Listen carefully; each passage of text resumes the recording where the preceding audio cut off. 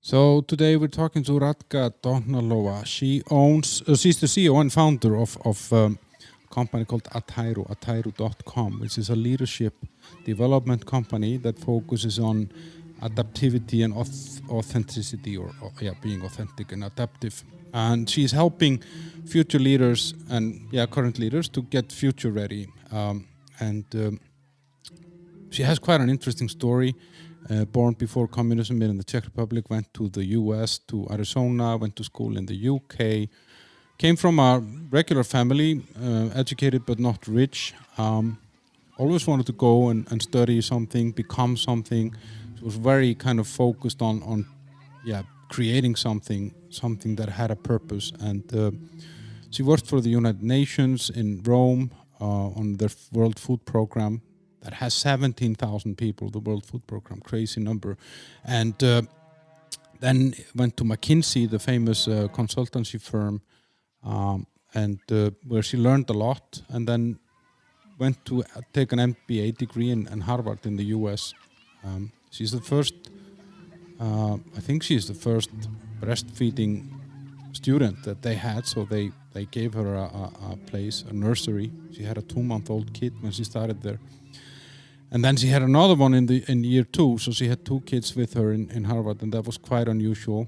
And then she came back and she started her company, ATAIRU. And we discussed a little bit what are kind of the hot topics now. There's a lot of social topics like, climate change, diversity and different things, and how COVID has affected businesses and management styles and what are the key metrics that companies look at right now, and the challenges that they have, which is basically, at least here in the Czech Republic, shortage of staff, supply chains, and a lot of things that mean that companies have to try to create and do more with less. We talked about how it is to be a mom and how it is to be a woman in business here, and a lot of different things. So I hope you guys enjoy that. The sponsors, that's the Old Bar Prague, that is on Cyphertoa 21 in Žižkov, close to the main train station. So if you're passing through or a tourist, then it's perfectly on the way when you check out of your hotel or Airbnb to go to the Old Bar and have your last meal in Prague.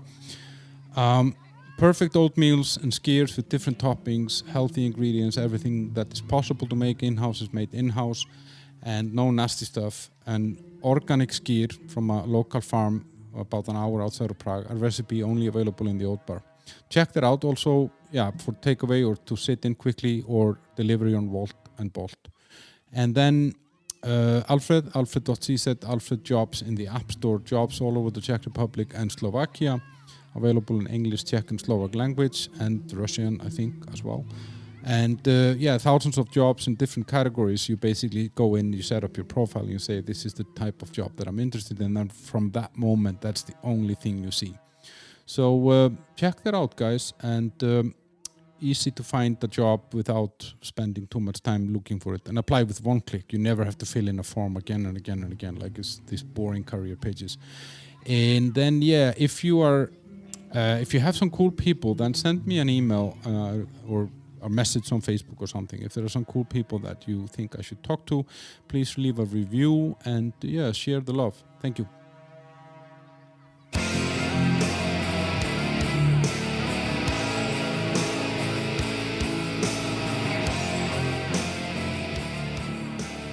Hello, Radka Dohnalová. How are you? Perfect. Did I say your name right? Dohnalová. Yes, you did. Is it common here in to have an H like Dohnalová? I haven't seen a name like this before. It's a Czech name though. Yeah, it is. And I think it's pretty common given the type of it. Yeah? Mm-hmm. So, I found you, I think, in the news some months ago, and I put you on my list. And then I reached out to you and your people at ATAIRU. That's your company. Mm-hmm. You're the founder and CEO of ATAIRU. Yes. And I don't remember exactly, but I read something really clever that came from you. I mean, all of the stuff that I've read so far has been clever, but this was something that caught my attention, and here we are. I can be very inappropriate. What do you do? So anyhow, thank you for inviting me. Yeah. I actually was not sure, just to be clear for the listeners, whether we are officially starting or Yeah, not. we are recording now. So anyhow, thank you for inviting me, and happy to be here, and good evening, everyone, or whatever time of the day you're listening to it. And you are? So can you repeat the question? Sorry. Yeah, what it is that you actually do? I sorry, I just jumped in a little bit. Yeah, so what you got ATAIRU, you're the founder CEO. Mm-hmm. What is ATAIRU? So I founded ATAIRU in 2013. And there is actually a bit of a backstory to that. So I might jump into that if you don't mind, because I think what's important to me, and I think what is important to you, at least when we had the chit chat before, is why people do what they do. And ATAIRU has a lot of deeper meanings that might not be visible in a sort of a typical introduction, if you wish. Because I could start by saying that we are a leadership development company, we are in top 10 in Europe, etc. But I think what's more important to me is why I founded and why we do what we do, and why we chose the name that we chose. And this all goes back to when I was doing my MBA at Harvard, because actually I never was doing things linked to leadership or personal development, even though I liked them a lot. But actually my background was in finance. But when I was doing my MBA at Harvard, I had a bit of a, you could call it a crisis or burnout, however you want to call it. I don't really care. But the question that was going through my mind is that, is it possible for people to deliver results or deliver performance? Because in the environments that I worked at, that was very important. So I knew that's important in business. But my question was, can we deliver performance, but also do it in a way which is sustainable and where we can be fulfilled at the same time and make a difference? And because I was coming from a more of a finance numbers background, I wanted to do research around that. And that's when I started to do research and see if there are any leaders around the world who are like that. And once we found them, what is it that they have in common? And that's how we got into the two leadership topics that we really focus on, which is authentic leadership, and which is linked to inner motivation and collaboration and work with diversity, and adaptive leadership, which is how can individuals, teams, and organizations be future ready. And I got really passionate about these topics. And what's interesting, when I was at Harvard, I actually met a lady who was doing a research at the Atlantic rainforest in Brazil. And she was actually sharing with me that there is that this rainforest is very interesting, because when you look at the soil, in terms of nutrients, it's very poor, one of the poorest in the world. If you would compare the different soils of rainforests. But what's interesting is that it has the greatest biodiversity on Earth, which is in a way a symbol of a thriving ecosystem, of a life on Earth, right? And what was interesting, that she was sharing with me some of the principles that, even though the soil is very poor, which in business terms you could translate it as limited resources, right? So even though it has limited resources, and even though there is competition, because whenever you go into a rainforest, I mean, it's a tough environment, right? In the same way that business is. There are predators and... Exactly. And you're competing for the resources as well. Exactly. But what's interesting is that the dominant model is collaboration, and that they actually leverage the strength of the different elements of nature, whether animals or plants, and that they can they can leverage these limited resources and the strengths of each of the elements of the ecosystem and create a thriving ecosystem, which if you would make an analogy to the research that I was doing, this is sort of being deliver results, but in a way that is fulfilling, sustainable, and making a difference. So there was a lot of analogies, and I got really passionate about actually bringing this type of culture into organizations, into teams. And that's, for me, this was a big turning point professionally, because that's when I decided this is what I want to do. This is my personal mission.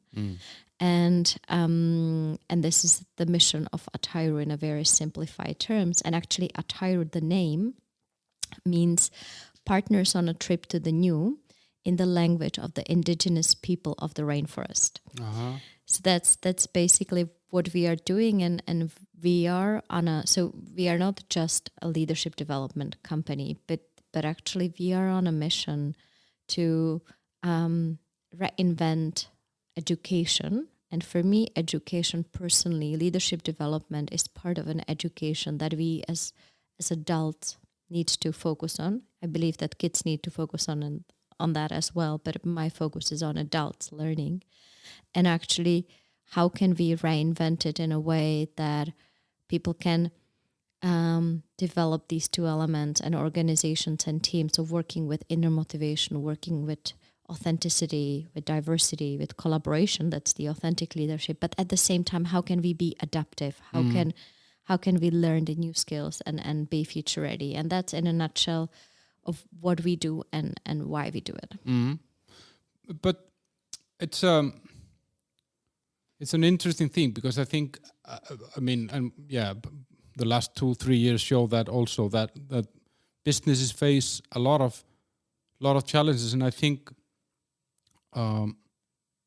in the analogy to the rainforest, for example, I'm just thinking back, like when I was starting my career like 25 years ago, I don't think that businesses were built like that in general to capitalize, or at least not knowingly, like to capitalize on people's, or complementing each other and capitalize on each other's strength and actually embracing the diversity or differences, It was very much like top down. The power all rested somehow at the top. And when I came here to the Czech Republic, I felt that I went backwards, because when I was working in Denmark and in Iceland, I felt that I was more part of a team or a flatter organization. Even though that I was the CEO, I was still one of them. And then when I came here, I felt that I became God somehow in the eyes of the employees, and I was, I don't know, the predator in the rainforest somehow. And they were expecting me to take decisions that were not. I was telling them, I'm not good in this. Can you find someone more clever in the organization that can make this, or at least recommend something? And then I started thinking, is that maybe because of the background here of the, the communism and how power was manifested in one person, or, do you know what I mean? So what's the question? Yeah, no, it's maybe more like, are companies, are they ready for this? Are they there yet? Or I don't know, because I know that you worked everywhere in the world. I mean, you have clients all over the world, and you have worked yourself. What's the difference here in this? So you're asking two questions. The first question is, are the companies ready? I think they are. They are definitely more ready now than in 2013 when we started. And I think they are ready for several reasons. I think and one of the questions will be more focused on here, the other is more in generic terms. I think here you could see that after the revolution in 89, there started this whole entrepreneurial boom, and it was all sort of going well, right? When you look at sort of what started in the first decade in the 21st century is there, and I experienced that as a management consultant as well. You got all this, I call it process improvement period, right? So actually there were a lot of inefficiencies and companies were doing cost cutting, they were doing Salesforce effectiveness in operations, they were doing lean programs, etc. But it was very much focused on the process efficiencies. And I think as a country and as companies here, they've done a lot of progress. Now we are at the phase that if you are looking at where are the biggest gaps in unused potential, now it's not in process improvements, and you are not going to get that much growth just from the market itself. And it is a lot in how you work with people and how you work with people's potential. So I think I actually feel that a lot of clients are very ready for that, and both here and abroad. And I think actually within the last 2 years, this trend has even more accelerated. What's interesting is I saw actually the results of a study that PwC here did, which is a CEO study in this year when they were looking at what are some of the results. And what's interesting, if you look at the CEOs and what are their top challenges at this moment, number one challenge is having not enough people on the market, right? So there is basically a huge lack of some 300,000 open positions in the country without people. Yeah, exactly. And I think this all goes to how do you work with the people you have? How do you leverage the potential so that they don't leave, right? So and actually this is number one, 60% of all the CEOs that they surveyed agreed with that. So that's number one pain point that they have. And then number two is sort of issues in the supply chain.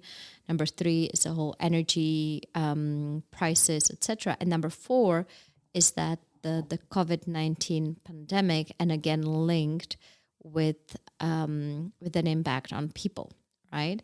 That and we've seen that with regards to that COVID-19 has also accelerated to how people work.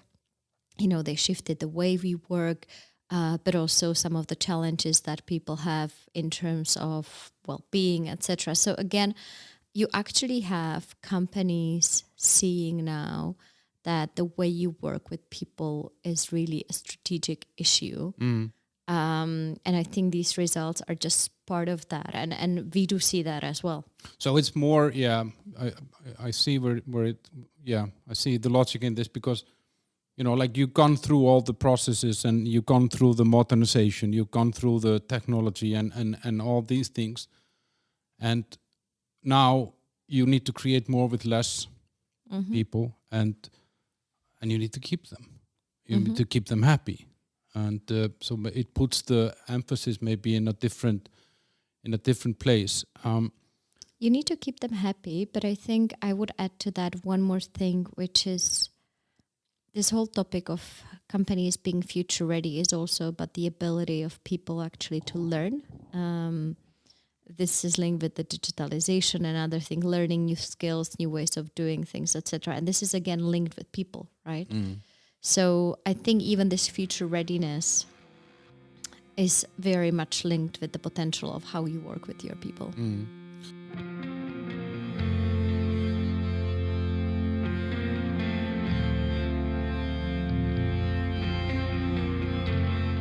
But we tend to see, and I think it's very human, we tend to see change as a threat.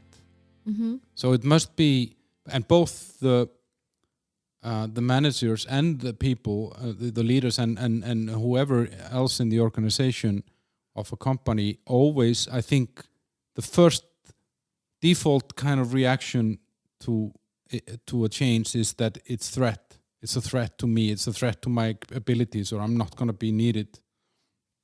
So that must be one of the most challenging things for you, or of your programs that you run is to actually get people to buy into this and see the potential, right? Mm-hmm. There is actually what's interesting when it comes to changes is that, as you said, people do view it as threat. And I think there is actually an interesting research, and I'm just looking at it, which is, it's called Kubler-Ross model. And it basically shows that there are different phases of reaction to change. The first one is shock, then there is a denial, there is frustration, there is depression. Mm-hmm.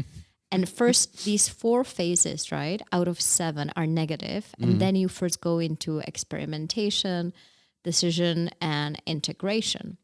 Now, what's important in what you are saying, and I think we don't realize it, is that actually having some kind of negative reaction is absolutely natural, right? And it's just about how fast can you help people go through that process, right? But I actually think having this, and that's what I like about this research, is that it frames the question differently, that because we feel, well, they are not, they're struggling with change. It's very natural to us as human beings, right? And for some it's faster, it's more natural. For some it's more challenging, but it's actually something there. And what we see actually working with change has been a big theme within the last 2 years. I mean, this has been a theme forever, right? But I think it has been accelerated. Yeah, it's a disruptor now somehow, exactly. with COVID and all that. Because what COVID did, it's actually interesting. What COVID did is that COVID set a new standard for how fast we bring innovation to the market. Because through COVID, and there are so many examples, right? When companies were selling offline, then all the stores got closed, and they, within 3 weeks, and these are examples of global players, they actually went and developed this whole alternative way, which was online selling, right? And it would have taken 3 years before that project. Exactly. And now they managed within 3 weeks. And every single company that we've seen went through some kind of process like that, whether it's in the business model, whether it's in cost the way side or whatever, cost side, whether it's in the way they launch products or whatever, right? Now, what happened is when you imagine you would be in, you said you were a CEO, right? So imagine, this happened in your company and before people would have been telling you it will take half a year, and now you saw that it's possible in 3 weeks.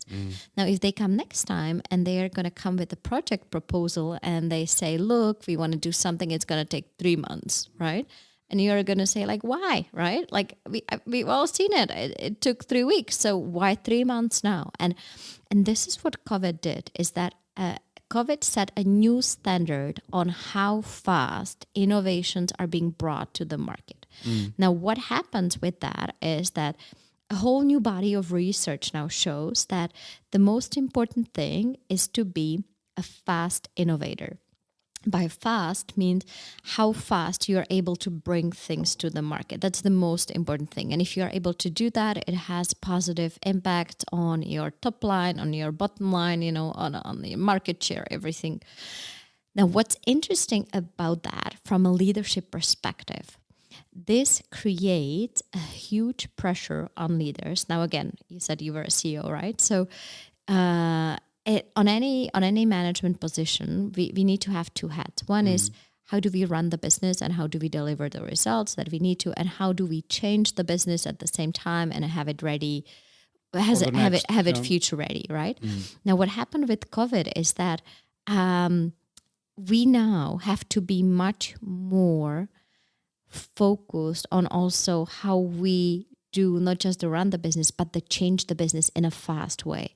And to me, this is one of the biggest leadership challenges that we have now because of this accelerated speed, this change the business. It's not just something, let's say, you would do every Friday for 3. It becomes a permanent part of how you do business. What do you mean, right? Exactly. But what's challenging about that is that, I had a very operational day today. Okay, today was in run the business part. I thought I actually was not meant to be working. I was already meant to be on vacation, but I thought, okay, there are a few things I need to finish, etc. You need to go to a podcast. Exactly, yeah. But that's for me more of a fun part, right? Yeah. That's for me not really working. But anyhow, now, and I've been in a very productive state today. Now, the challenge is, and actually very busy. Now, the challenge is that imagine that in this state, I should take an hour or two to suddenly think about how do I bring ATAIRU to next level. It's not easy because it's a completely different energy, right? It requires me to think differently. Mindset and everything. So it's not like in between of my very intense operational day, I would suddenly stop at 11, and between 11 and 12, I would say, okay, now I'm going to go and think about ATAIRU, Big Bad, which for us, it's ATAIRU TV. I'm sure we'll probably talk about that. But it's just, it's so challenging, right? And because it requires a different way of thinking, it requires different energy to be in. It requires also from a leadership perspective to do things differently. And that's the challenge that people have, that it's just not, you cannot just switch easily in between these two. And how do you combine them in a week? How do you combine them in a day? Because what we see now from a strategic perspective is that people, if they are too much in the run the business, they don't invest enough in change the business. The business, in a year time, you become a dinosaur. Exactly. You can become a dinosaur, or there will be other people who are moving much faster than you are, right? So that's, I think, a very interesting leadership challenge that we are seeing right now. And it's a lot of pressure that is being put on leaders and managers, and having this market where you don't have enough people. That's quite, I think, quite an interesting mix. Yeah. I think it's... and it's very, I think it's very interesting here actually, because I have a feeling that the government policies don't necessarily help in terms of immigration, work permits, and these kind of things, because I personally think that this country and this labor market is actually very attractive. It has a lot of, or it's kind of moving up in the value chain. As such, if I look at, for example, IT in the Czech Republic now versus, I don't know, even just 10 years ago, it's a very different field with a lot of startups, a lot of creative stuff. It's not like a country that depends only on unskilled labor at the lowest end of the spectrum in terms of salary. So I think a lot of people would actually like to live here, but I have a feeling that we don't necessarily have a system that accommodates that well enough. But yeah, I'm not a politician, so. I agree. Yeah. I think I am more looking at it. I agree, and I think it's important. My personal belief in this sense is I'm looking at things, what is it that I can directly influence, and what is it that I cannot, and basically the things that are very hard to influence or it will take a longer time, that's something I personally don't focus on. No, and it makes sense because it's not your problem to solve. But it's just, I think that's also a big part of the issue. But of course, it also can create also creates an environment that maybe forces companies to be more clever and more creative, and as you say. But let's take a step back a little bit. So where were you born? I was born here. In Prague? Yes. And that's roughly when? On June 20th, 1983. So you recall communism somehow, or the change of the regime before the change in '89? Yes, I do, but not. I was 6, right, when the revolution happened. So I was in the first grade.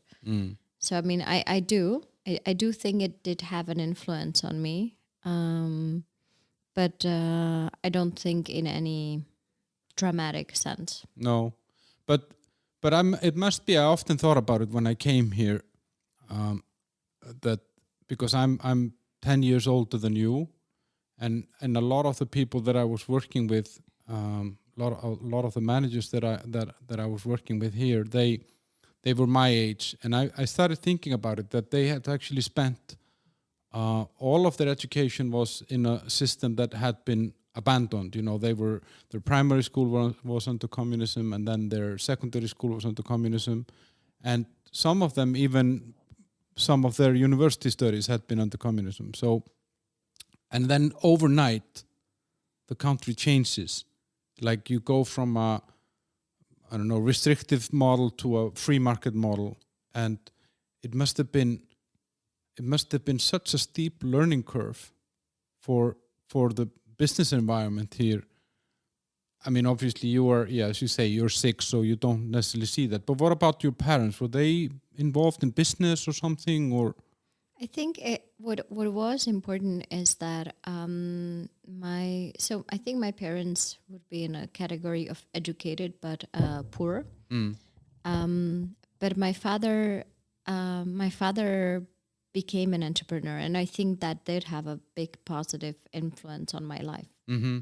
Because he started a business, and he actually went into a technology business with selling computers, and then went into a real estate business. They moved up north then to the mountains, where they've been living basically for the past 25 years. In Bohemian, Switzerland, or up there? No, or? It's in Krkonoše, in Spindleruf. Yeah, that's nice. Yeah, it's actually super nice. So I think that did have a big influence on me personally, because I am very entrepreneurial, and I think my father was a big role model for me in that sense. Mm-hmm. And how were you as a student? Were you a good student always, and good grades and well behaved? And I was.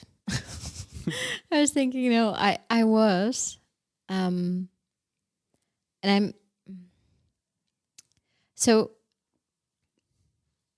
I was more of this good girl, good student type of a person, and I think the big thing that, in a way, and that's maybe coming to some of the point you raised earlier, I think I was very obedient. While I think in my nature I am not as much, but I think I was, and then I think for the first time when something inside me shifted, because I'm in the first generation that was able to go abroad, and so I went when I was 16 for 1 year to the US, and that was a big defining moment for me, in a way of seeing possibilities, and really started to thinking for myself, what do I want to do with them? Because I think before I was much more in this obedient thing, not really understanding why am I doing things, and I think this bigger why behind, because for me that's super, super important. And actually coming to the US, number one, it allowed me to ask myself questions of, maybe I don't need to go to university in the Czech Republic, maybe I can go abroad. It opened your eyes to the possibilities somehow. It did, and not only that, it opened the eyes to the possibility. I think it allowed me to ask myself a question: if anything is possible, what do you want to choose, and why? And I think that was a big moment for me, because I think the decision that I want to go to Harvard was born around this time, simply because I was in the US and I was there when people were in high school the last year, and they were sort of applying to university, and I went through this process, not that I would apply myself, but actually, where would I go? Why? What are the schools? Everyone around you was in that frame of mind, so you kind of got sucked into that. Exactly.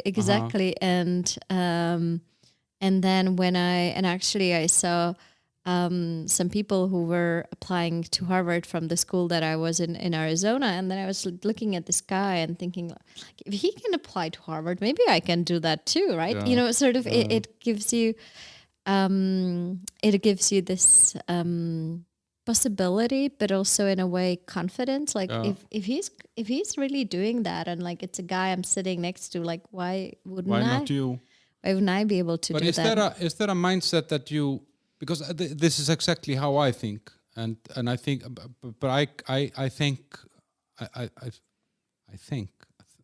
it's thanks to, I think, where I'm from, because I come from a very equal society where everyone goes to the same schools. There are no private schools in Iceland. There are no, you don't see a class difference. Mm-hmm. So for me, it was just natural, even though that my parents were not rich and they were not super educated and had not, we didn't have a lot of money. Sometimes we almost didn't have any money, but I never felt somehow inferior to anyone. And I always thought exactly in the way that you were saying, well, if this person, he has 2 legs, 2 hands, 10 fingers, 10 toes, hopefully, I can do all the same stuff.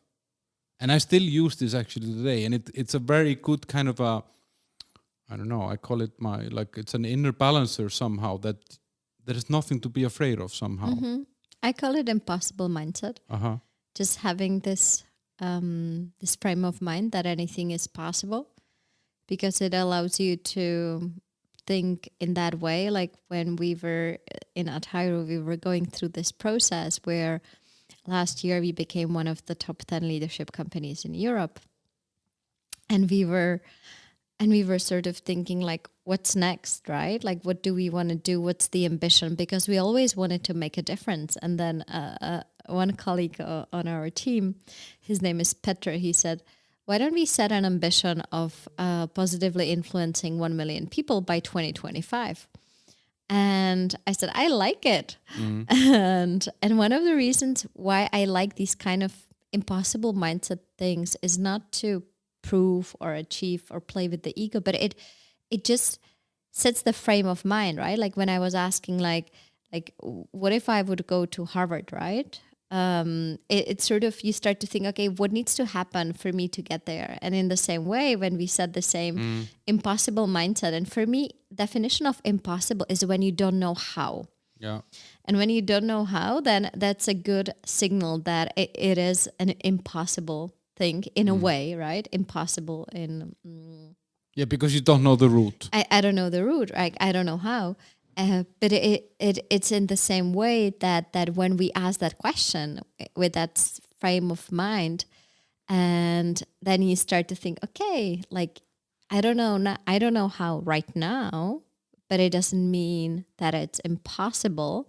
So let me think, what would need to happen to get closer on that journey? And I think that's where innovation is born, because it forces you to think outside of the box. It forces you to think outside of your regular thought pattern. And that's what I like, because when you ask the questions, not from an ego perspective, right? But from a perspective of making a difference. Like for us, it's, making leadership accessible to people. So for us, actually having this ambition is something that excites us, because we believe we will make a difference to societies or to this country or many other countries. So I think that's what happened to me in the US, and I think has been accompanying me ever since. But that's also, I think, it's kind of a US thing in a way, that people are, I have a feeling that at least it was like that young American people are made believe that they can become anything. And I've felt that here, my girlfriend is the same age as you, and she's Hungarian.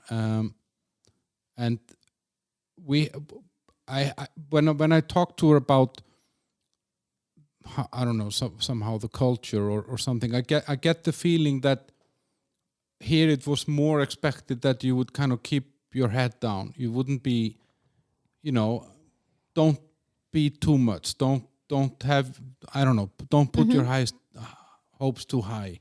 I agree. And that's why I think leadership is important. And I think leadership should be part of your education.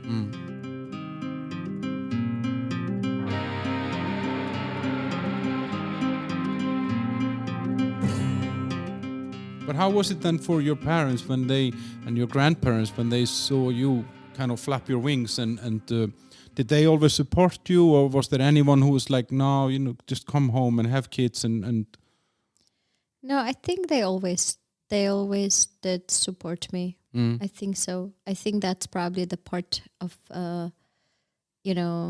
because that was in the 90s a lot, that there was this element of actually seeing the opportunity. And that's the atmosphere. I think so, yeah. I have actually, now that you're asking, what really mattered to me were my parents, and my parents were always very supportive. So I think with the rest, I didn't really care that much, honestly. But so what did you study? You went to university here, right? So I went to, I actually did graduate the high school in the US. I don't have a Czech high school diploma. Okay. Which was an issue in my family because I then went to an American university here because I just simply didn't want to go to high school. I felt it would slow me down to spend another 2 years in high school when I already knew where I want to go and what I want to do. So I went to university, to an American university here where they would accept my high school diploma from the US. And with the intent of transferring as soon as possible somewhere abroad. And so after, I think 3 semesters, if I remember correctly, I transferred to the UK. And I finished my university. That's why, I actually did finish when I was 20 and a half, so not even 20. Yeah, you must have been younger than most of your friends here. But I think there was this element of, I don't want to sound arrogant, but maturity in the sense of, I knew that I wanted to do things. I wanted to do big things, make a difference, and I just didn't feel I want to spend a lot of time at school. Yeah, it's not the bohemian life of drinking and partying. School in itself was... For me, this more was like I like the education a lot, but I wanted to get into the real world and start doing things like that. That's always been, and I think that's the entrepreneurial part, right? That I just, like studying until I'm 25 or 26, that felt like, oh my God. Yeah. I don't know. I mean, I didn't like school and school didn't really like me. But on the other hand, there were these 4 years in high school, or like before we went to university in this gymnasium or high school, that these are, for me, these are some of the most cool memories in a way, because, like you're also kind of discovering things, you're having your first girlfriends and stuff like, there's so much stuff going on. I'm not sure I would want to miss that part. I would be happy if I didn't spend all the time on studying, because, I wanted to grow up. I wanted to be an adult, and make money and whatever. But what did you graduate from? What was the field? Business finance. So, and you wanted to be an accountant or a CFO or? No. I always wanted to get into developmental finance. I was never really into the finance for making money part. I don't know. And, it's interesting when you're saying that you wanted to, like this, being with friends and hanging around. I had it a bit, but I think for me, I don't know. I think ever since I went to the US, I just wanted to get into the world and do big things and make a difference. I think that's been really important to me. So why is that so important? I don't know. It's always been. It's just been there even throughout. It's actually, at that time I was more ashamed of that, but it's always been there. Why would you be ashamed of such? I think you just, I don't know.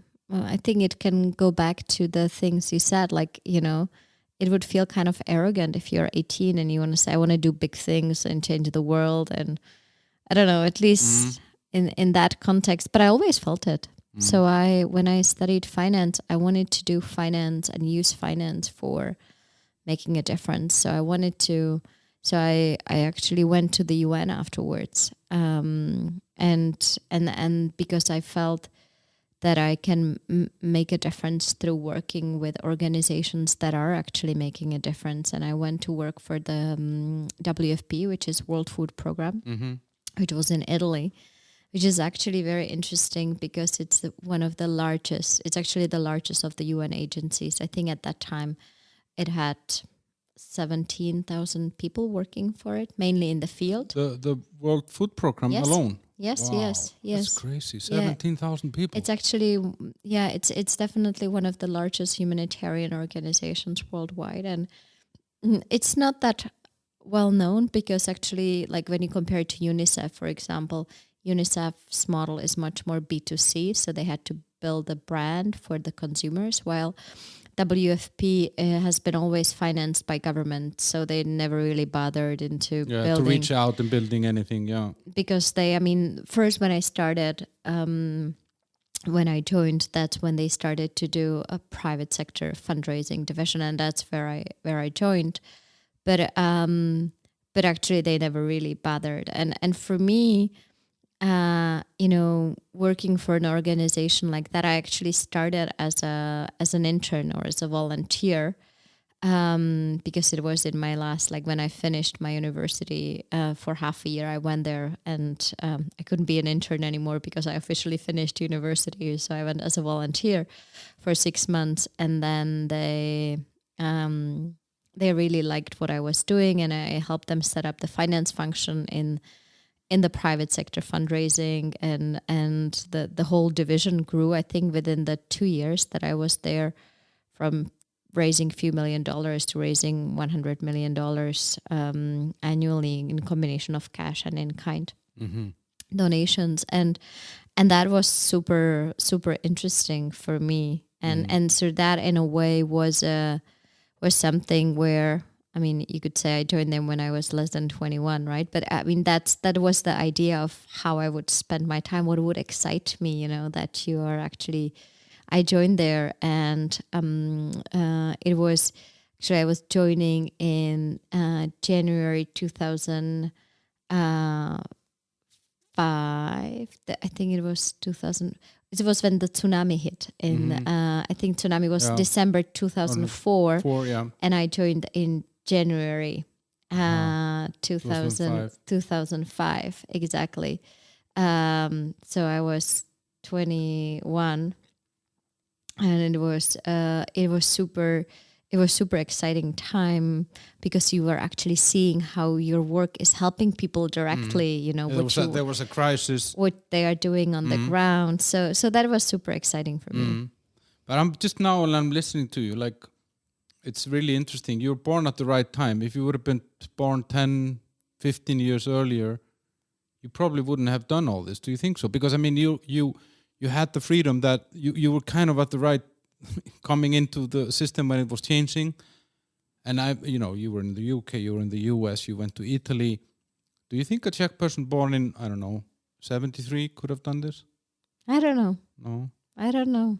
I mean, I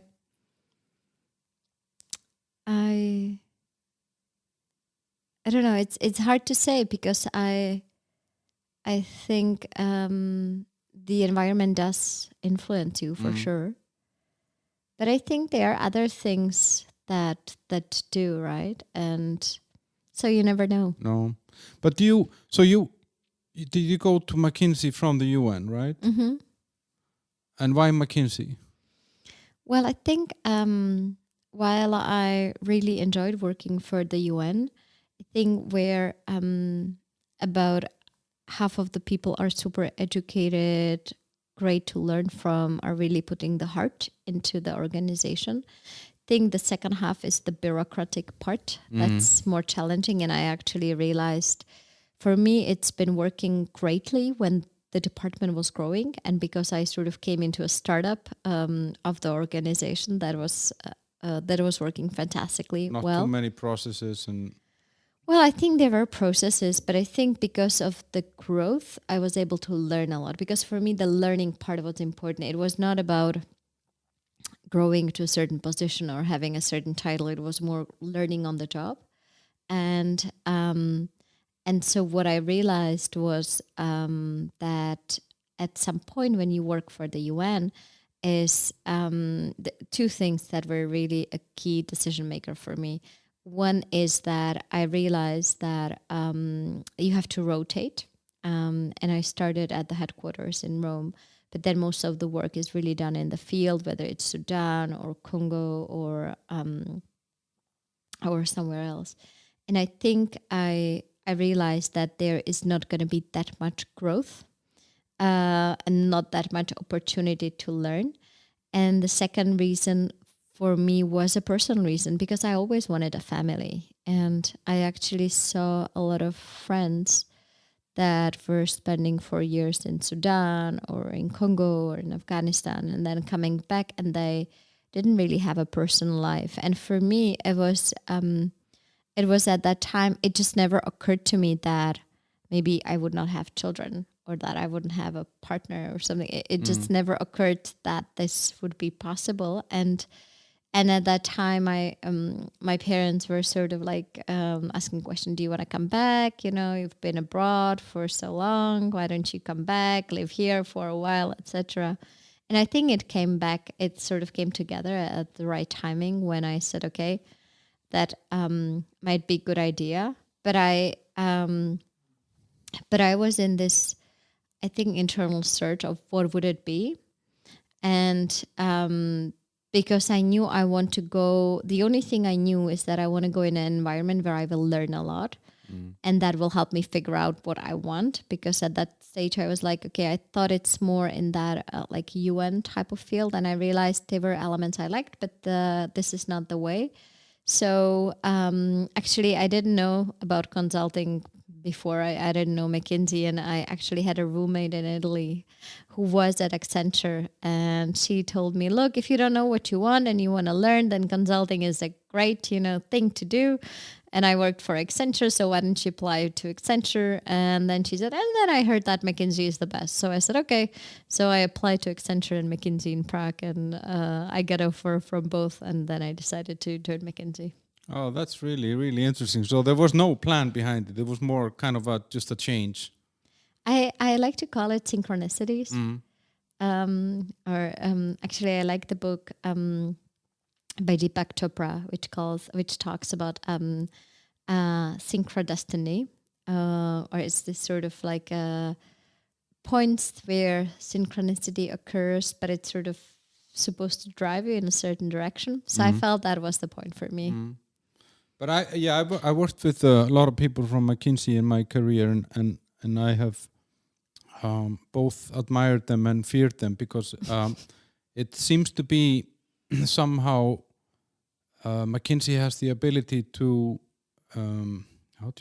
indoctrine some sort of a systematic approach that is very, very simple and very effective. And it's really funny because I worked with McKinsey people in multiple markets and people from multiple countries, but they kind of all do the same.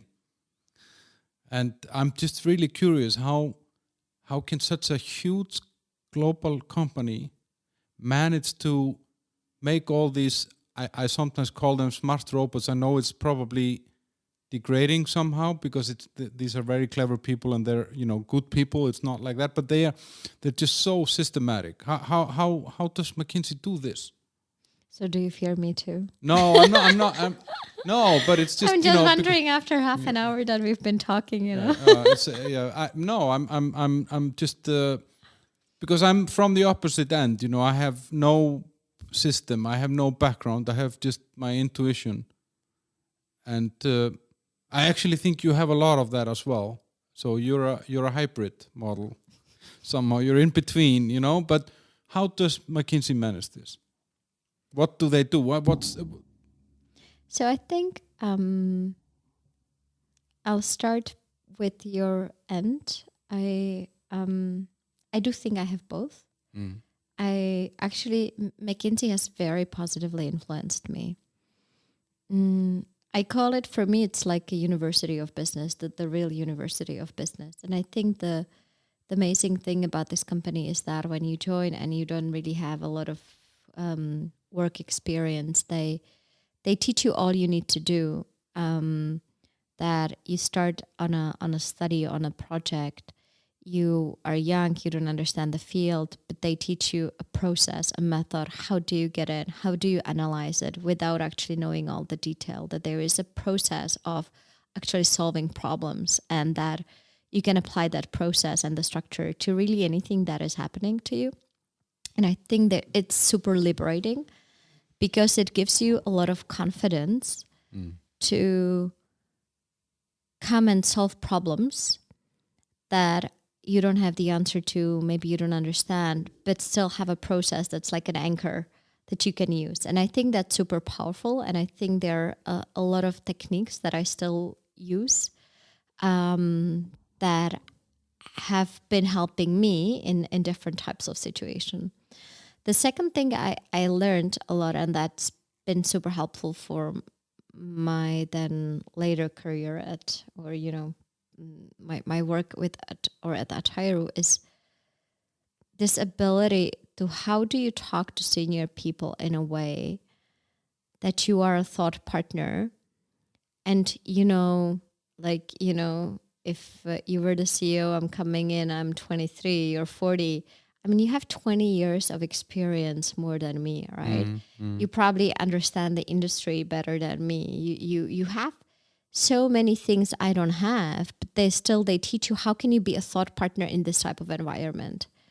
And how can you do that through asking powerful questions, you know, to actually seeing how can I bring you a different perspective that you don't have, but not in a way that makes you compete with you, but that actually, but it's actually, you know, how can I be a thought partner and really help you solve your problems with actually having this huge handicap that you objectively have. And I think these two things have been super helpful. And I think there's a third thing which has helped me a lot, is that it helps you to find comfort outside of your comfort zone, because every project is new, every type of situation is new, and you're continuously outside of a comfort zone. And when you feel like you're getting into a comfort zone, then they have this up or out mechanism, right? So they promote you, and then you know you're outside of your comfort zone again. So, and I think that's been super helpful for me as well, because I mean, we at ATAIRU have been growing for 30% every year as a company, and there are always things that are new, that are outside of my comfort zone. And I think I learned how to find comfort in this type of situations, which I think is super, super valuable.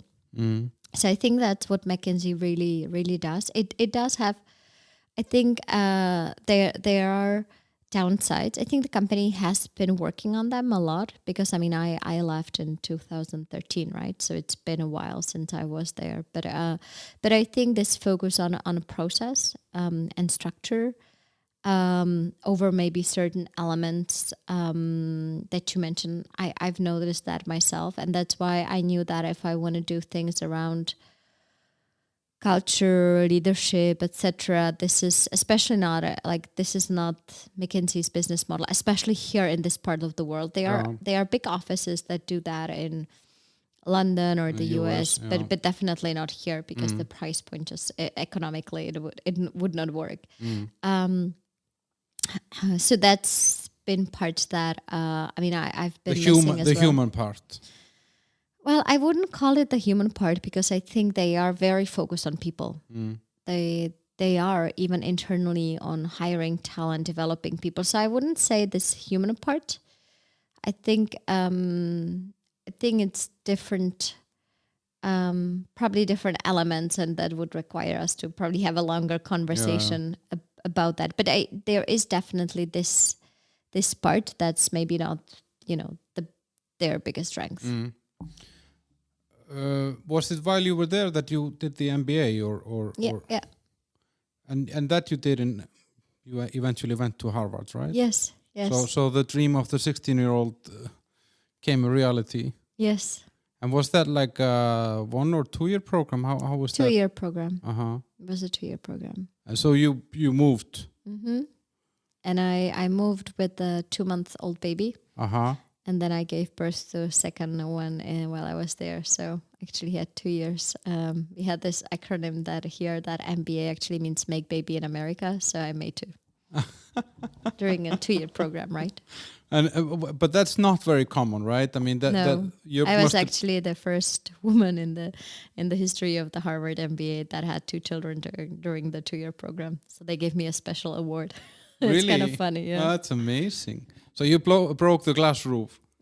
Yeah, you could call. I heard the story about this as well, actually.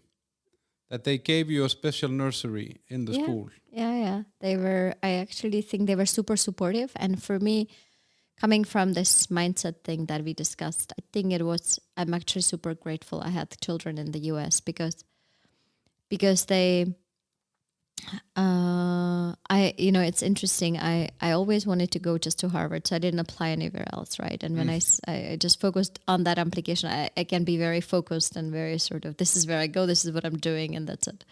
So I sent the application, and then 1 week later I found out I'm pregnant, right? So it was an unplanned surprise, but actually one that we are very happy about. I actually think that was the best thing that has happened to me.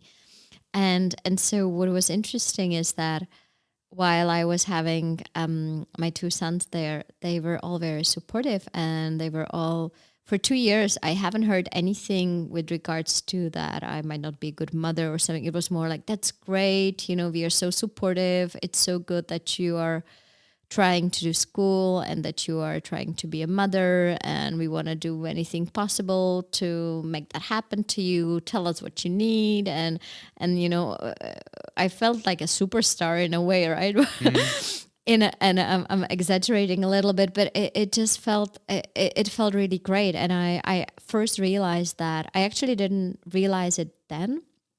I realized it when I came back. And then when I started to sort of get comments such as, are you really a good mother if you're working? Yeah, working and are you sure your children are not suffering? And, like I felt here, there is this mindset that either you're working or a mom or you are a good mom, and they are in a way mutually exclusive. And I think, and I actually think this is a big issue here. And I felt strong because I felt so much support from the US that I was actually building on, and also because I have a really great husband. So I think in that sense, because he went on maternity leave when I was at Harvard, so I think that really gave us as parents, really, he gained a lot of understanding of what it is to take care. In the US, they have a primary caretaker, right? So for him, he was the primary caretaker. So what it actually entails, and then for us to, build that partnership in raising the children. But I'm very grateful, because I don't think I would have been able to feel that strong, in the sense that I don't doubt I am, like if someone would come and says you're not a good mother, I, would say your opinion, you're fine. What matters to me is my partner, my husband, my kids. But I think if I wouldn't have been to the US, it would always create this self-doubt. And I think that's, it's very strong here. I mean, I've heard this a lot from my friends here about this, and I remember when, actually, it was really interesting that when I came here, we had like 140 people. So we had a CFO that was a woman. She was very good in her job, and she had educated herself, like some 4 years to take a master's degree, or 5 years or whatever. And then one day she walked into my office and said, yeah, I'm pregnant, I'm going to go on maternity. And I said, okay, so I'll see you in half a year. Because, and she said, no, it's going to be 3 years. And then I'll probably have another child, so maybe 3 more years. And I was like, okay, so why did you go to school? Why did you go through all this and have this career? And And it was so obvious to me that, as you said, it's a mutual exclusive thing. You're either a good mom or you have a career. And I don't think that it's a fair point to look at it, because it excludes women from a lot of opportunities, and it also maintains an unhealthy power with men, not just in the relationship, but also in the workplace. And so I'm not surprised that you say that it was liberating to go through this experience in Harvard. Is the nursery still open? Yeah, I mean, they have, so what they did, they opened a breastfeeding room for me. So it was not really a nursery, but it was like a breastfeeding room. They've had a lot of sort of then personal support then, because I mean, it's 30% women, and I think in the second year we were 3 moms, so actually 2 more moms joined in the second year. So they were sort of doing things what we needed in a sense, and then a lot of also policies then came up afterwards that were more systematic. But for me, what really mattered was the mindset, right? But you changed the game, though. Well, I mean, I think there were mothers before. I think not with such young children. But and I think not 2 in 2 years. Yeah, it's amazing.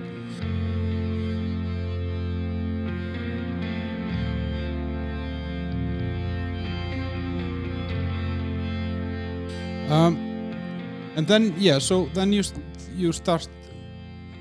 leave McKinsey and you start ATAIRU, and you kind of told me the why before, but that's 2013. What were the kind of main things back then? Where did you see the opportunity? What was the niche in a way? So for me, when I was at Harvard, when I was coming back to McKinsey, I already knew that I wanted to do things around leadership. I just didn't have the courage to become an entrepreneur, to be honest, at that time. And my second son, he's autistic, the one who was born in the US, and actually it was him who gave me that courage to start ATAIRU, because I was not sure that I am good enough to be on my own, because until that point I was always entrepreneurial within a given frame, within a given company, and I think this was a bit it was like, okay, how do I start? What do I do, etc. And then when we found out that our son has longer term issues, it did 2 things to me. I think at first it created this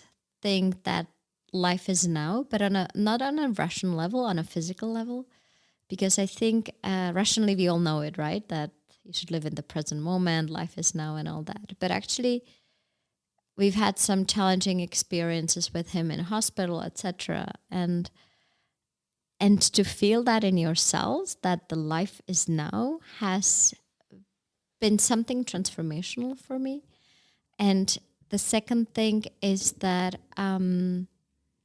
I knew that if I'm making that trade-off, that I'm actually not going to be with him full time, and that I'll continue working. Then you better do something interesting. It has to be 100% meaningful to me.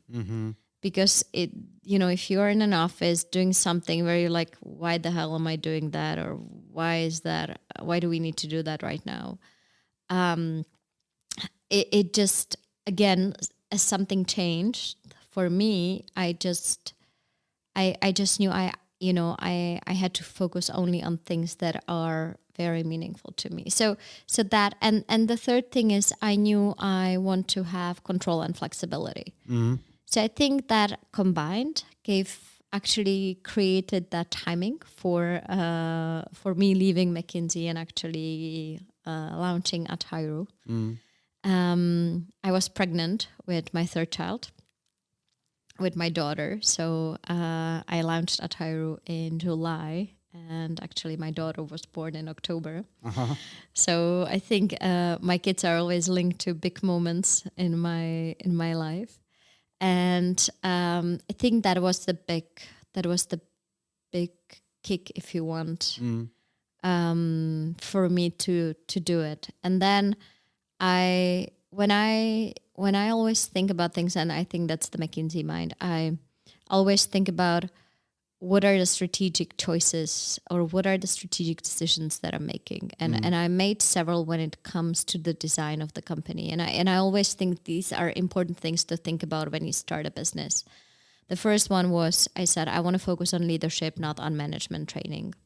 And for me, the key difference between leadership development and management training is informational. It's sort of, here are the 4 steps how you give feedback, or here are the 3 things that you need to have an effective performance dialogue or something. For me, leadership development is, you need to have certain skills as well, for sure, but it's much more about development of you as a person. And it's much more transformational in the sense that you focus on the mindset shifts in how you look at yourself, how you look at people, how you look at the world. And for me, that's the part that was much more interesting. So I said, I want to do leadership development. I said, I don't want to do one-off workshops, but I want to do a longer term programs, because then you can actually have impact with the organizations, have impact with the people, and that I want to focus on the top management and the middle management, because when you really want to shift things in companies, these are the 2 groups that are super important. And I think what's been important for me is I like them. In Czech we say řemeslo. I like the art of the craft as such of coaching, working with people, facilitating, etc. But I never wanted to be a coach. My ambition has always been is how do I build a business that is going to be world class or very, has very high standard of the services it delivers, but is going to make a big difference internationally. So that's been my big thing that's, I used when I started to design ATAIRU. But there must have been, like, if you then look at the need, I mean, did you feel that, okay, I don't know, like, this is a program that the market needs because of this and that? Like, was there, no. Or would you? No. No? No, because I very much believed, and when we come back to this philosophy, right, I very much believe that there is a potential on the market in general, and that I want to go and start speaking with the leaders who want to explore it. And that's how I went about it. But leadership, I mean, there are certain things that you are just kind of hardwired in you. You know what I mean? Your character or creativity. And I mean, like in your case, you obviously have some entrepreneurial in you that is going to be there no matter what you do, and you probably have it in your home and you have it in the workplace, anywhere that you go. Isn't it like... To what extent are we made or can we learn? Yeah. So look, I have an autistic child. There's a lot of research about how our brain can rewire and how our brain can learn, right? And I honestly, we don't know to what extent we are hardwired and to what extent we can build new synapses and really build new elements of the brain. My personal belief is, of course, there are elements that are harder to change, but there is so much inefficiency in us not having self-awareness and working with the potential that I might not maybe change. And of course, some people are more creative than others, etc. That's the authentic leadership part, right? We don't want to change you. I don't want to change some of the key elements or make people, try to, if you wouldn't be that creative, try to awaken all that creativity in you if it's not there. But I do believe, coming back to this, if I'm looking at it from the inefficiency perspective, right? I believe there is a lot of potential untapped in how we work with the people potential, how we work with collaboration. Most of the companies that we work with, they struggle with collaboration. There is so much value lost in an ability to collaborate. There is so much value, business value. And I mean, I believe in soft stuff. I even believe in a lot of spiritual stuff, right? But when I speak with businesses, I talk about value, right? Because at the end, it's about value creation a lot. And I think that when you see what companies are struggling with, if you're looking at what, really where is the data? Where is the information? I mean, we've had a client that we had discussion actually several client examples, right? I might use. We, for example, have been working with Vodafone, and Vodafone they globally came up with a strategy how to be future ready. And then we worked with Vodafone locally. How can they develop new skills for their management, all their people leaders across the organization, so that they are future ready, so that they learn how to work differently, because they said, okay, we are going to fundamentally change the way we work, shifting from people coming to the office 4 days a week or something to actually maybe doing it 1 day per week, being in the office, maybe 2, and the rest being online. Now, what does it mean to how you lead the team? What are the things that you need to different? What are the new rules of the game? I mean, these are all new skills that they have to learn, and they see a lot of value in that. We have another client that we've had discussion actually last week, when they are now struggling seriously. It's actually one of the sort of large professional services company, and they are missing 10% of their workforce. They just are not able to hire all the people they are losing. Now, if you think about it, 10%, it's the type of business where you sell their times, which means that actually top line they have 10%. Yeah, 10% of the people is 30% of the revenue or something. Yeah. Exactly. There is a huge direct link, right? And if you actually are seeing, okay, why are the people not leaving? Well, you actually realize that you have a new generations coming in. They don't want to work with the older managers because they don't really understand them. There is a lot of things, but at the end, with many of these things, you can make a very direct link to business, right? And I think people are learning to understand that even though maybe it's not always causality, right? It's with the softer stuff. It's harder case to make sometimes, but the links are there, right? The links are there, somewhere stronger, somewhere weaker, but it's there. And, when I told you that now the CEO's top challenge is that 60% of them tell you that there is, like a workforce, the way you work with the people you have is really critical in the success of your business. But I guess, because, out of, as you were saying when you were at the UN, there was the tsunami in Asia and the Philippines, in Thailand, Philippines, and Vietnam, I think, as well. Indonesia as well. Yeah, and Indonesia. So you basically hit the ground when there is a need, there is an urgency.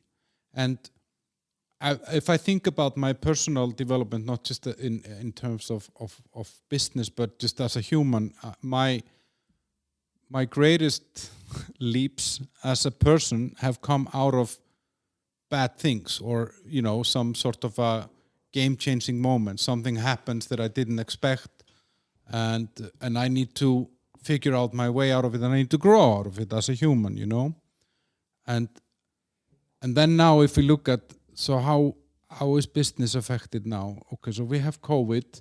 That means, as you were saying, most of the workforce is going to be at home or had to be at home. There is a different need for delivery of your services, your products, your positioning. You have the supply issue. You have all these things, and it's this fundamental big disruptor that COVID has been. But is that then is the opportunity there to to think differently, because as in management, it's usually been, we're focusing very much on the input, not on the output. Do you think this is changing now? Because input is very often a number of hours, clocking in, and I don't know, speaking at a meeting just to make sure that people remember you. And now people don't meet anymore, and they are working in different places. So is management ready for this? Is management ready to kind of measure people on different? I think they have to be. Because you have companies that are shifting and then they are attracting the people. And I think this, I actually see a lot of companies being ready. Okay, maybe you have some, let's say, manufacturing businesses, etc., which are probably not on top of these type of companies. But I think I was thinking a lot about what you were saying, and look, my personal take on the topic of leadership is that it should be part of our education from the beginning, because you said, look, I learned from the hard moments and this is when I changed. Now, my challenge to you is maybe you needed these harder moments because there is just no systematic way through which we learn. Now, for me, leadership is not just about being a manager. For me, and I like to, because I do talk about it with my kids, right? And my eldest son, he's 12. And at school, he gets grades in math, physics, right, etc. Now, even though it's quite a good school, I like it. The director of the school, she's sort of very forward thinking, so they do a lot of project work, etc. Now, I would love if my son had on his, in Czech we say vysvědčení, so sort of this report with your grades at the end of the year, if besides having these subjects, he would also have collaboration, he would have communication, you know, he would have his ability to manage emotions.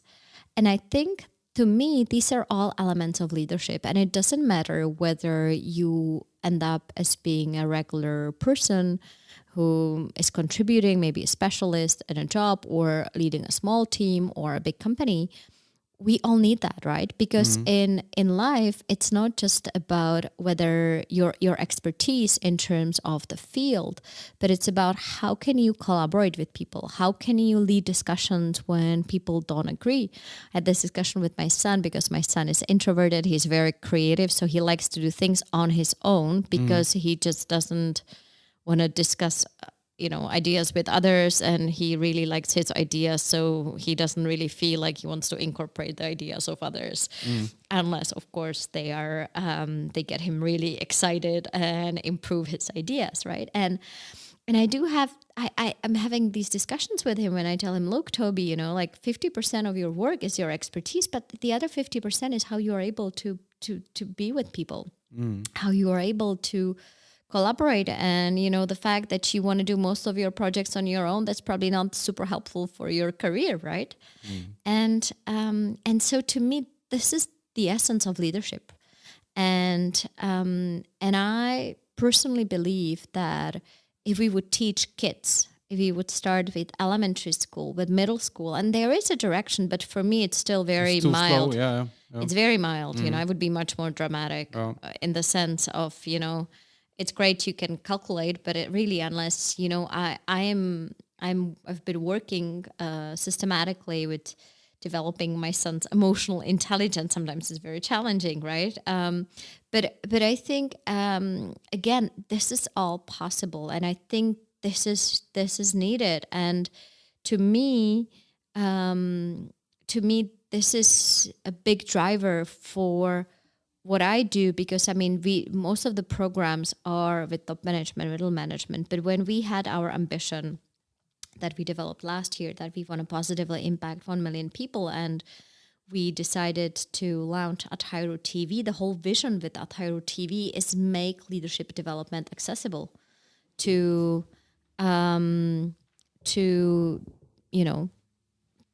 just all the people within organizations, but actually also students, etc., because we believe this is a fundamental part of one's life. And so you were ATAIRU TV is more geared towards a general audience, more like it's not just company. yes, yes, and that's gonna be on the mall TV platform. Yes. We partnered with Mall TV, who is our technological partner. And basically the vision that we have is that we want to bring the latest knowledge or the latest trends in leadership and make them accessible through creating something like Netflix for leadership. So it's like having TV series that are going to be on leadership development topics, but we don't want to make too many of them because we believe that we are in the time where people are overloaded with a lot of information, and that it's better to have direction. So that's what we are starting to do, and we are basically getting. Sorry, I will sneeze probably. No, it's okay. Yeah, it's a sneeze friendly zone. It's okay. It just went away. So anyhow, so the way we want to do it is through leveraging technologies, through making it live, so that it's actually not just something you are gonna watch on demand or the recorded session whenever you want, but you can actually join the live session. We want to have a lot of interaction with the people. We want to and we really want to focus on creating these like edutainment movement of creating educational content, but do it in a way which is also entertaining and fun. Okay, that sounds really good because you like, and I mean, this kind of content is always good to draw attention also and to get people engaged, because, yeah, I think you need that extra step to get out there. But what you were saying, sorry, about the schools, I totally agree with this because I feel like obviously I went to school in a century that is way behind us, and it was very archaic how we studied, but I always felt like, why didn't they teach me how to raise a family, how to be in a relationship, how to communicate, how to manage my personal finances, and how to be responsible, how to recycle, or why, and these kind of things. And instead they taught me some algebra that I could probably use on the International Space Station or something, which I will never go to. And so it's. And you see, to me, this is all part of leadership, right? Yeah. Because how do you manage your life, personal yeah. relationships? What's interesting, coming back from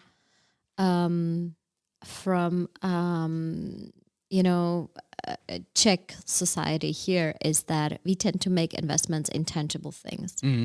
Now, I've always, my biggest investments in life have been in intangible things, and mainly in education. And I actually think besides having my house, these are the biggest investments of my life. And also I invest in my children's education. And I always got the question like, wow, that's a lot of money. Why don't you buy a car or something? But I view that through expanding my education, but in a different sense, right? I am a better mother. I am a better wife. I am a better friend, a better boss. And I think, to me, leadership is really part of that, of having a self-awareness and being able to deal and solve these kind of human or people-related things that you cannot just teach, this is how you do that. But, like I have 3 kids and every child is different. And I just need to understand the psychology elements behind that so that I can adjust different things to them. And that's what helps a lot. So to me, that's the biggest thing. And that's why I believe that, leadership is not just about working with top management of organizations. It's really a basic element of education. And I think the more we go into the 21st century, I think the more this is going to be even important.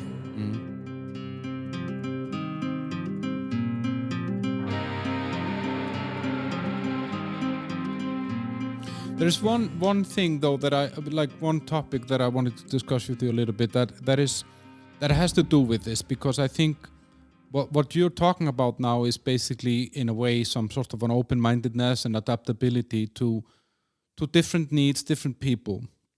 And I think we are seeing a very, well, maybe it's because I'm old that I feel it's a big change, but I feel a noticeable change in the last 5 to 10 years if I look globally. I mean, especially on the, let's say, the Western Empire countries, whereas maybe it's still different in Asia, Africa, and to the east of where we are.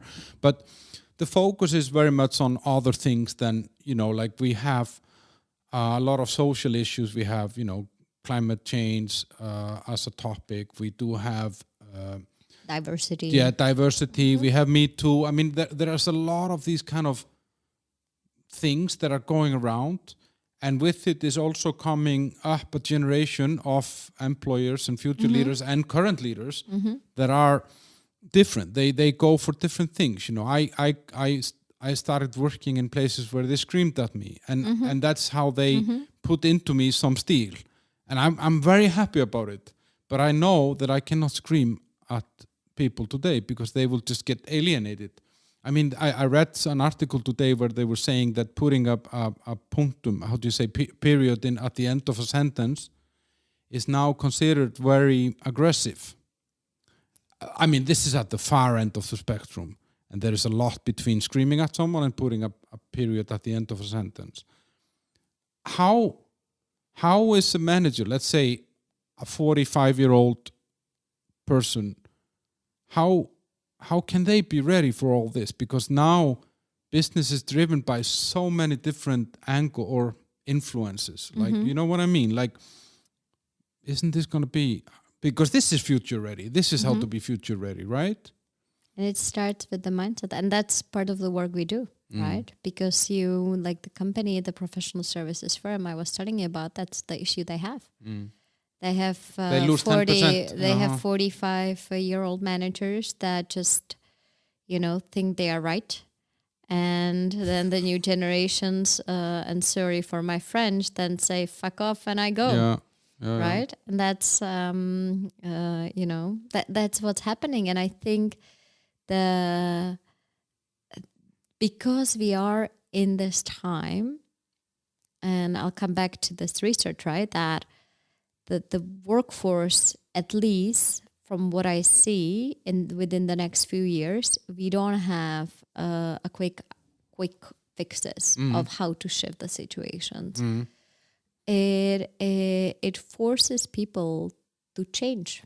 And you said that there were tough moments that through which you learned, and there are really two ways how people learn, right? One is through crisis, and that tends to be effective, but it also tends to be very painful.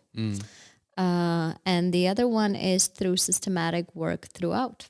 And I think we are seeing, and this is not about let's have one workshop per year and think I'm going to change. Of course, you're not going to change, right?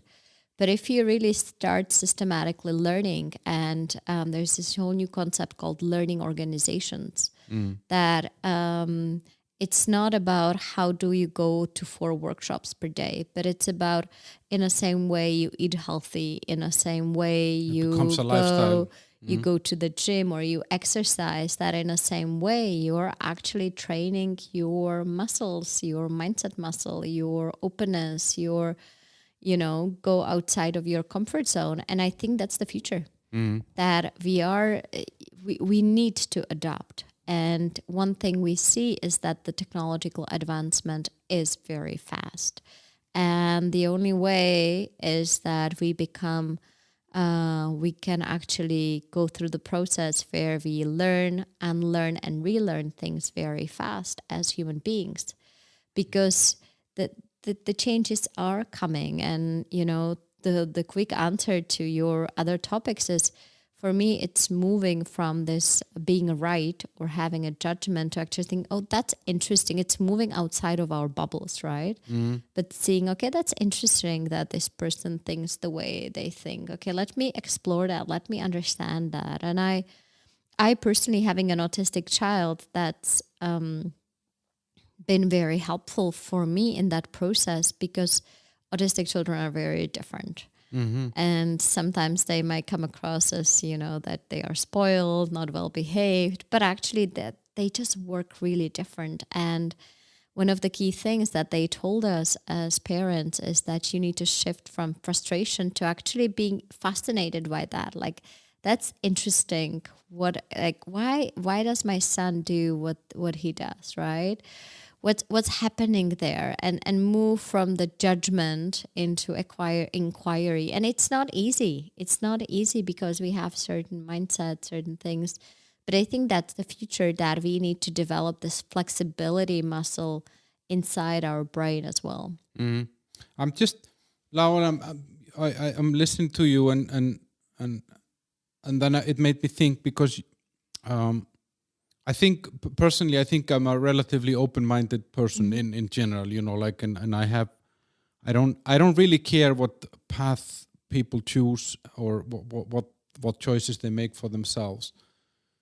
But I do have a problem when it makes my opinion wrong, that I don't agree with something, because you were saying that, okay, you maybe see an angle to something that is interesting and is different than yours. Okay, I can explore it, but it doesn't mean that I necessarily have to agree with it. And I feel like a lot of those social topics that are now very much becoming an agenda and part of, let's say, policies, and diversity policy and this policy and that policy. I feel like it's a landmine field. If I say the wrong thing now, which is still my opinion, and it's not necessarily putting an individual person down or saying that, you're awful because you're like that, or whatever. If I just disagree, I'm wrong. And I feel it creates it, or it can. The risk is that it creates an environment where people actually don't dare to be honest anymore. That you hold back on opinions or ideas because you're afraid that you will insult someone or you will get cancelled for having said something wrong. Is this something you see?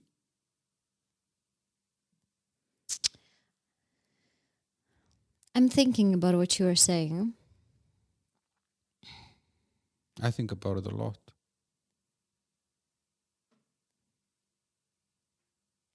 Honestly, I don't. When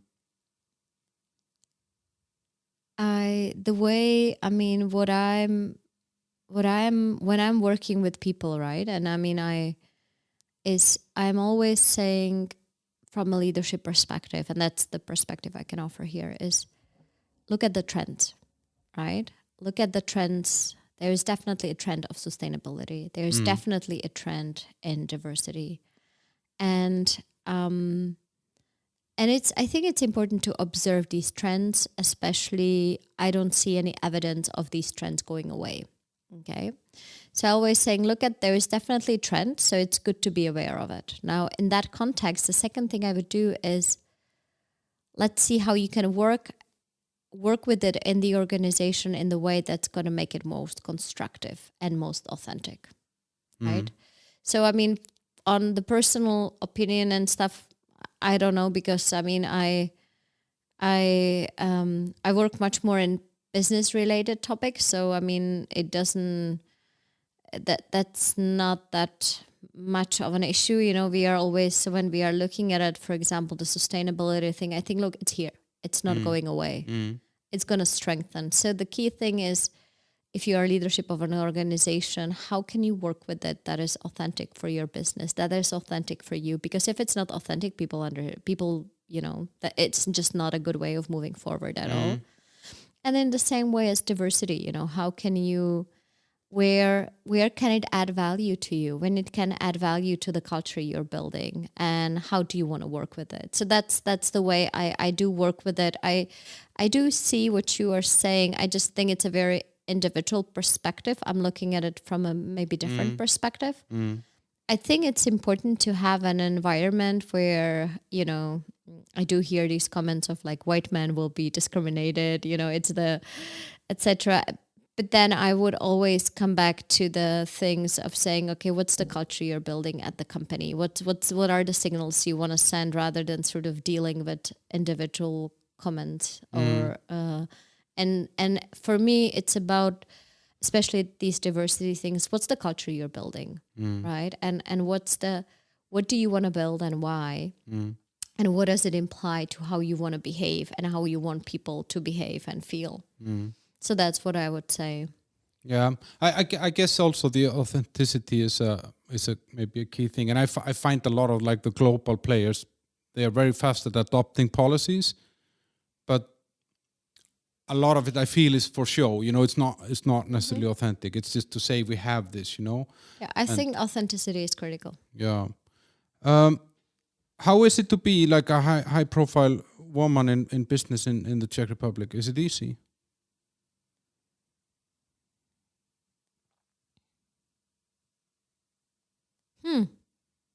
I'm thinking. I don't think about it whether it's easy or difficult. In the sense, I do think it. So I do think there are challenges. I think one, and I'm talking personally now, right? I mean, I think for me, definitely a personal challenge is this balancing element with the children. But I don't see it. So for me, the mindset is it's doable. I think it just then you have practical elements, right, that you have to you do deal with, and what it. I mean, I've always been very focused, and I'm even more when it comes to my time and my priorities. So I'm saying a lot times no, and maybe sometimes I'm doing unpopular things because honestly, you know, like I have a date with my son after this, and it's the most important thing for me. So I think that's one part. If I think about it from a women's perspective. And I think that's it's definitely something I do think about, or that is important to me. I don't know whether I would say it's a challenge. I do view it as you know, when I'm saying, you know, or when I'm sort of sharing about that, I view it as a more like an educational element of, you know, of others, or because I think the topic of diversity, or at least gender diversity, or has been important for me because I was dealing with it, you know, as a self. Like at some point when I had children and when I was senior, it started to sort of, I had questions, you know, how do I balance it as a mother, you know, how do other women do that? And then I was hanging out with them, sort of professional, successful women, because it did help me, and I could talk about things that, you know, I couldn't with others. And the other topic I was dealing with was this authenticity as a woman, but it was again not that much external. It was much more, how do I want to behave that is authentic to me, because I want to be female. I don't want to act as a man. But so how do I do that? How do I do that? And how do I develop sort of effectiveness and decisiveness and other things while also, you know, being in my female energy? So I think these were the sort of several things. What's interesting is that, you know, I do get asked the questions, you know, how do I manage my kids and my you know, my But no one would ask your husband that. Exactly, I want to say, but no one has ever asked my husband, even though I would say, I mean, maybe it's 60-40, 60 to me, 40 to him, maybe 55-45, something like that. I would say I have slightly a little bit more, but very balanced. But no one asks him, right? So that's an interesting part. And I think when I do see the trend of dads being more involved, I think it's super helpful, even for the women as such. So I think that's the part. I do think it has advantages as well, right? Because in a way, people talk a lot about the disadvantages, I think, or challenges, or however you want to frame it. But I think there are advantages, right? I totally agree. You can have a lot of influence through, actually, I do work with a lot of boards that are male, and I think I can bring a completely different perspective. Exactly. I can, I think the fact that I bring that perspective, and I'm a woman, and I maybe not as competing in style, it does bring value. So, then people are supportive as well, because there's, not that many women, or definitely not that many female leaders as male leaders. So I think there are, advantages as well. There are advantages, and I think it's important to talk about them as well. For me, I mean, the key thing is role modeling, because I think, and that comes back to the things that influenced me and that I believe, is that the moment I allowed myself to redefine what is possible for me and open my mind to that, it did change a lot of things. And I think one of the reasons I do things like that is because I believe that when people see that things are possible for other people, how they do it, what they do, it can positively influence people. And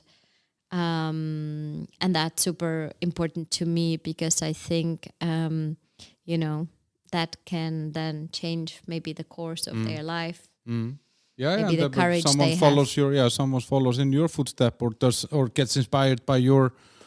Actually, my lawyer, just a shout out to my lawyer, Jana Sedlakova at Sedlakova Legal. She just had her 4th kid. They're all under 10, and she runs a law firm in Brno. And when I met her the first time, she told me that very often when she came somewhere to meet an opposite side in some sort of either a business transaction, she was asked, "When is the real lawyer coming here?" And she is the real lawyer. And I think I see her. She has been an inspiration to me, because I look at her with everything that she has on her plate, and she still managed to build a business. I'm struggling with a dog. I don't have kids, so it can be a great inspiration to look at people who are actually doing all these things, and they manage. Finally, what's the reward for you? I mean, what's in it for you? I mean, because obviously this is not about money. This is not like you're not doing all this just to get paid. When I was at Harvard, I really sort of, I don't know if the word is find your purpose, but I defined this purpose. And for me, it's really reinventing education. And through actually, I'm bringing authentic and adaptive leadership into education. So that's why I do it. And I know that even if you would give me a check for $1 billion or Czech crowns or whatever currency, probably. I don't have it, so it would be of some very low value currency. But even if you would, I wouldn't change what I do. Maybe I would tweak certain things, etc. But I would not change fundamentally what I do and why I do it. And I think that's why I feel I'm meant to do this. And it's a fantastically fulfilling and calm feeling inside, because when people come and they give me different offers, if I wouldn't want to try this and join that company or something, it's actually interesting. People come even more than in the past. I would not change that. And I think once you have that clarity and certainty that what you are doing, why you are doing, and that it's the right thing, it's just something, it's the most fulfilling thing, I would say. Yeah, it's very powerful also, because you know exactly what you want to do, and you know exactly what you don't want to do, which is also very valuable. Okay, so what's coming up is that you guys are starting the ATAIRU TV. And where can people follow you? So that's atairu.com, right? And Yes. I'll put the links to the episode description. So wherever you're listening to this, guys, on Spotify or Apple or whatever, then in the description there will be all the links. Thank you very much. And I think, what are you going to do on the date with your son now? We are going Christmas shopping. Oh, and nice. to Starbucks. He's 12, so he's He likes Starbucks. He likes Starbucks. Okay. Yeah, so we need to actually buy a few things that he wants as to give presents to other people, etc. So we need to finish it before the mall closes. Yeah. Guys, thanks for listening, and I think, you just follow me on any social media. You can find the links to that also in the episode description, and please share this. If you know any cool people that I should meet or talk to, then let me know. And Radka, Thanks a lot. Thanks a million for coming. I know you were very busy, and you have been very busy, so I'm very grateful. Thanks a lot. It was a pleasure to be here. Thank you. And thank you, everyone. Bye.